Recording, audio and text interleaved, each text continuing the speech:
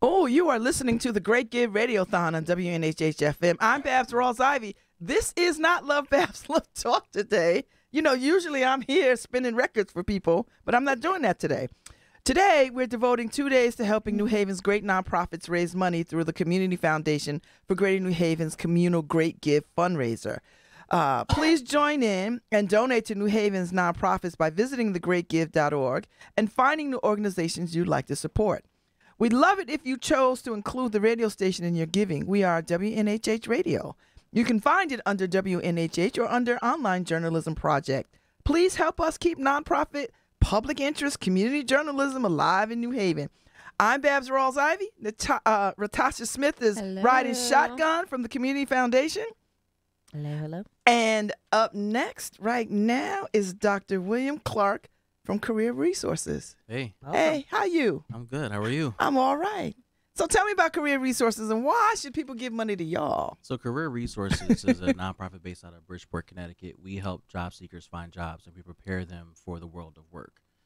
More specifically, we have our flagship portfolio of Strive, Connecticut. Where I know Strive. Yeah, we run Strive, and Strive operates right here in New Haven. Yeah. Yes, I know Strive from way back in the day. Yeah. It was really like one of the early reentry programs, yes, right? and still is. Mm-hmm. Still is. So we operate Strive in 4 cities, and we operate it here in the great city of New Haven. I didn't know. How long have y'all been running Strive?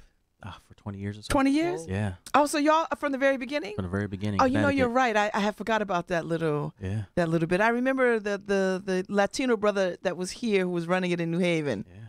I can't think of his name. I can't call his name. Neither can I. But but you know, tall, good-looking Latino silver-haired brother. I can't think of his name, but he was. I remember him so vividly, and he was so connected to this community. So, but anyway, all right. So Strive is how old? I mean, how old is Career Resources? Career Resources is about 20 years old as well. Okay. We've been operating consistently under the same leadership of Scott Wilderman, our CEO, who's currently in Phoenix, and he loves Strive. And so Strive is his baby. Katisha Tucker from Hartford and Marcus Cherry from New Haven. Together we run Strive. We make sure that Strive serves the people, particularly in New Haven. Strive serves young people between the ages of 14 and 24, and we're getting ready to serve women who have been recently released from prison. So we're quite busy in the city of New Haven. So, go ahead, Patricia. Ratisha. Or it went from the Senate last night in the Connecticut State for a law for formerly incarcerated women. How do you feel about that with the work you're going into? Well, for us, you know, we believe that it's important to serve people before they get out of prison. And as soon as they get out of prison, they come see us. Whether it's through Strive or Career Resources, we make sure that we provide all the services that people need, regardless of what they've been through. I can tell you without a shadow of a doubt, our CEO, Scott, is a person who believes in second chances.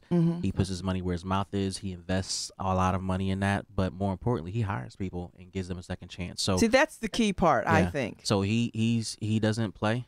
He's dead serious about that. And he's one of those employers who he walks the walk and talks the talk. So what's your financial goal for the Great Give today? Do you have a goal? A lot of money. A lot of money. No, you know, honestly, for us, we've been fortunate to have a lot of support, but we do need support from private donors because we need to serve more young people and more women who come out of prison. We believe that women have a ripe opportunity to get these jobs that are out there right now, and Marcus will talk about it later. We have a phenomenal program training them, getting them ready, and so we need all the support that we can get.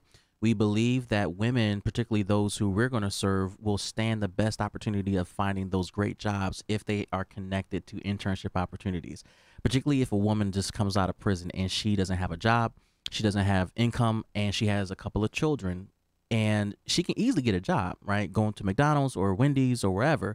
But what if she had that internship opportunity that paid her just a little bit amount of money that can advance a livable wage. A livable wage, right? And it's an internship opportunity and a career pathway that she's really interested in. That will change things for that woman and her children. So the private donations from donors through this radio-thon will go a long way in helping us do just that. Okay. All right, so who else wants to say something about what y'all do? And don't forget the song or the poem. That's right. Oh, thank you, We ain't Ratasha. forget. We ain't forget. Y'all better get up in here like boys to men and sing something. Good morning. My name's Marcus Cherry. Don't know if y'all can hear me, but I did bring a poem, right, in preparation. Okay, you want to And- give it to us now? Absolutely. All right. The poem goes like this. It says, "If you think you are beaten, you are. If you think you dare not, you don't. If you like to win, but you think you can't, you almost certainly won't. If you think you'll lose, you're lost. For out the world we find success begins with a fellow will. It's all in the state of mind. If you think you're outclassed, you are. If you've gotten to think high or low, rise or fall, you'll got to be sure of yourself before you can ever win a prize. Life battles don't always go to the stronger or the faster man, but sooner or later, the man who wins is the man who thinks he can." And we chose that poem because that embodies strive. Strive is a mindset. It breaks barriers outside of workforce development. So any woman, child, man that comes to the program, we try to assist them in wraparound services. So any donations that comes from the Greater Give is an opportunity for someone else to push a little bit further. A lot of us put our hearts on the line. We put in the hours, we put in the time, but there's only certain spaces that we're able to go into without the financial assistance. So we're here. We're doing a great job in New Haven. We're launching a women's program, which is going to give us an opportunity to meet women where they are and to provide a service that they need. And one of the things that I love the most about Strive is all for the second chance individual, regardless of your background. Well, you guys were out know? on that reentry tip way before anybody else. Very And true. I think, I believe that, like you were out there even before, because right now reentry is very sexy. Everybody's like, oh, I got a reentry program, reentry. But y'all have been doing it even before people were even coining the phrase reentry. They're the OGs. And I will say this, the foundation has supported our work before as well. The foundation supported a project called the WINS Project, which is women who are formerly incarcerated. And they funded us for 2 years to support that work. And hopefully the foundation will support us again. But again, it was all about women coming out of prison. And a lot of those women we served, almost all of them got jobs, jobs that they really wanted and really made a difference in You their need to lives. come on my show, The Criminal Justice Insider, and Real. talk about that Yeah. more, because I had forgotten about all of that. So you should come on. I hosted with Jeff Grant, the executive director of Family Reentry, and we host this twice monthly show around just around criminal justice stuff. So you should come on. I just wanted to say that. I don't want to take away from your time from playing for some money, but I'm just saying. All right, so you have a young lady here. What's your role Hi. here today, my dear? My name is Katisha Tucker, and I am. You have to get in that Oh. mic. Can you hear me? Yes. Okay. My name is Katisha Tucker, and I'm the program director of Strive Connecticut. But I manage the Hartford location, which is servicing the youth between the ages of 18 to 24. Justice Involved on the North End Promise Zone of Hartford. That's a and- tough town right now. Yes. But the program is doing very well.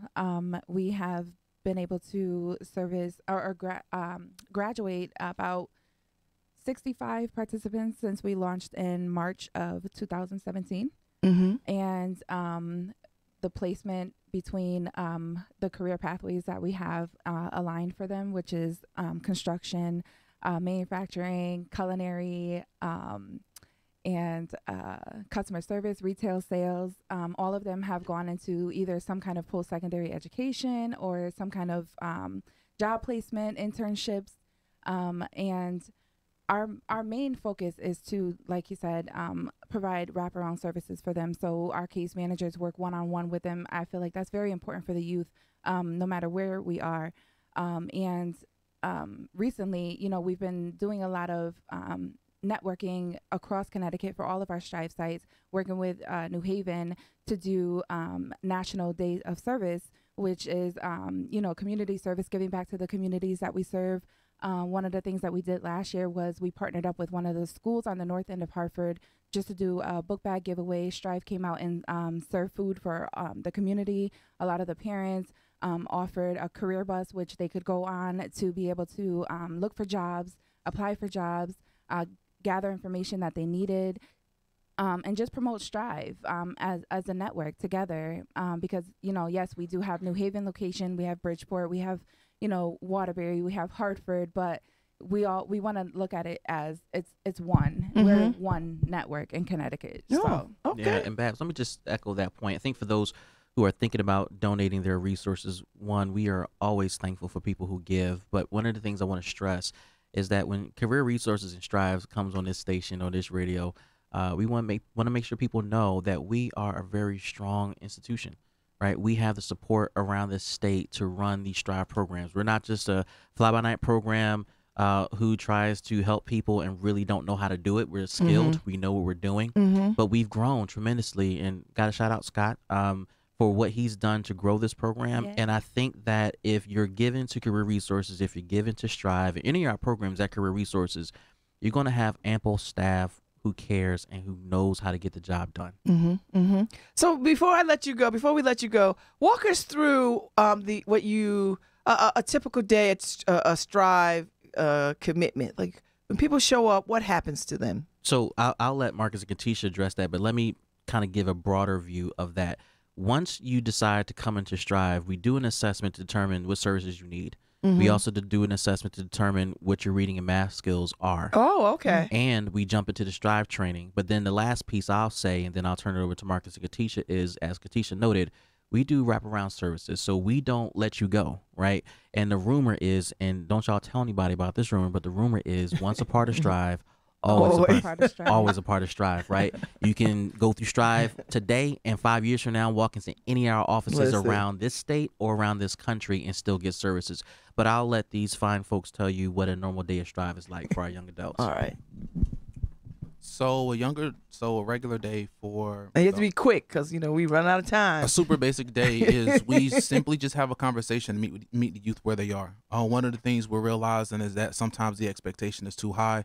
So we meet them where they are, and we put together a list of goals for them, and we walk them through those goals from start to finish. I think that's the simplest way to put it. No, they don't get it right the first time, but our goal is to stand by them side by side as a partner and say whatever we can do to push you forward, we definitely will. And what's the accountability factor? Is there an accountability factor? Oh. Like, what do they have to be committed to doing? So we take on the idea that we're not doing anything for you. We're going to help you accomplish it. Okay. So anything we need them to do is their responsibility to do it. And our goal is just to support them in accomplishing the task, not to complete it for them, because the success is theirs and we want them to embody it.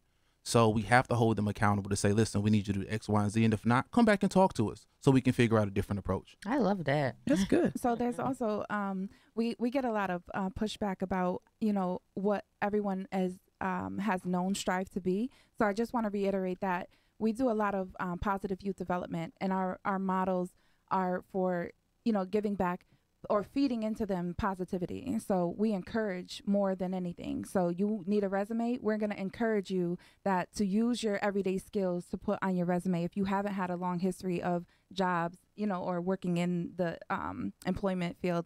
And yeah, That's pretty good. Okay, so how do people find y'all? So you can always go to www.careerresources.org. You can support us there, or use the link in the live stream to support us and just search Career Resources. Okay, that's a wonderful idea. Thank you. It was so nice to talk to you, Dr. William Clark. Thank you. And Career Resource Strive team. It was very nice having y'all here. Thank you. Good luck. If y'all are listening and you want to put your money somewhere, this might be a good place to put it. Oh, yeah. Career Resources, they coordinate and work with Strive. So that's a good, wonderful reentry program. Thank you so much for coming. Thank you for having us. All right, we'll be back on the other side, Ratasha, with an update on where we are with how much money we got and the next person who's ready to sort of be a part of the communal give.